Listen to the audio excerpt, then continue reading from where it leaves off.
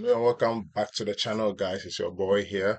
I still haven't given myself a name, but yeah, it's the Zeus guy. So yeah, today we are reacting to a video of Candace Owens on Black Lives Matter co-founders $1 million home buying spree. Wow. Yeah, I think I've heard this story before, but like let's see what Tucker and what conversation they had. But don't forget to like and subscribe to the channel. Let's get into the video, guys. Candace Owens is the host of Candace. She joins us tonight.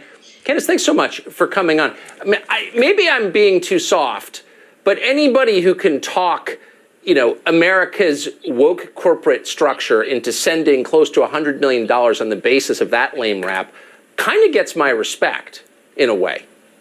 She has my respect because she's unapologetic in her approach. She's telling you what she is. She's a Marxist. So Marxists steal money from other people and they enrich themselves Right. until the people that they stole from are poor. And so she has stolen money from other people on the pretext of a lie that is Black Lives Matter. And she's enriched herself and she's brought 4 homes. I mean, you have to kind of appreciate the honesty. She's not hiding by any means, And so, yeah, I tend to agree with you here. She's a communist through and through, and she's been unbelievably unapologetic in her approach.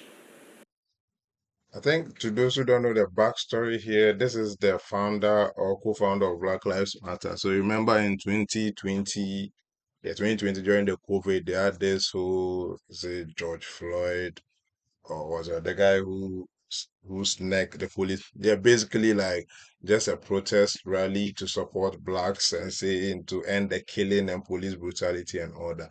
Apparently, this lady has been making a lot of money out of the funding they've been getting and has been buying properties with it.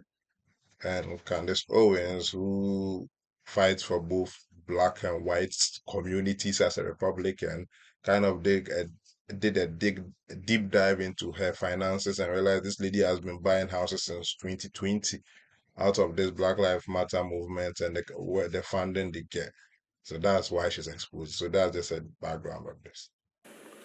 Al Sharpton must be looking at this and saying, like, I've done this for 40 years. Where did I go wrong? I don't have a house in Topanga Canyon.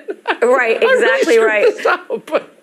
It's completely ridiculous. And, you're right. The corporations are standing behind her, which is incredibly interesting. And you pointed to something really important. These corporations that are pouring millions and millions of dollars into Black Lives Matter. And you're correct. They said we raised more than $90 million. How much more, we will never know. But $90 million, of which $21 million apparently went to, according to Black Lives Matter themselves, it went to building the black movement. Like, I don't even know what that means. $25 million going to building a black movement. Apparently, the black movement was Patrice moving herself, a black woman moving herself into other areas of the communities of people that she claims are oppressing black Americans. She's fearful of white people. White people are so bad. Well, why doesn't she want to live amongst black people? Why is she choosing to move herself into an all-white neighborhood? These are important questions. I think they are. It's Topanga Canyon, not Riverside County. Really quickly, the looting that we're seeing in Minneapolis was just reflexive. This police shooting does sound like it raises questions about the competence of the police officer and what's going on with the Minneapolis Police Department. Maybe they've lowered the standards. Maybe there aren't, enough cops. Who knows? We should find out, I think. But looting in immediate response to that, why would we put up with that?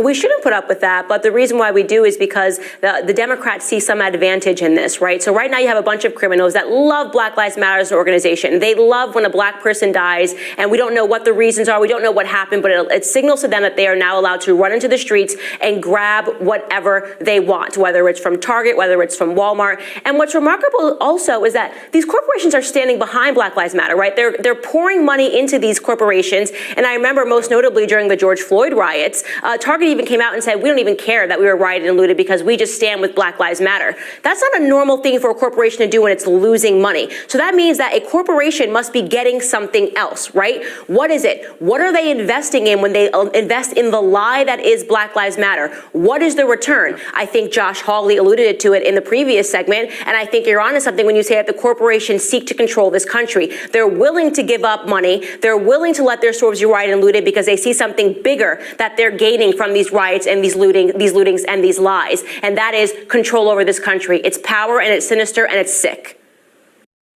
Yeah, I think that was a very bad move by the people in Minneapolis to vandalize people's shops. Like shops, even though they're short-lived, this is the Verizon shop that they just vandalized.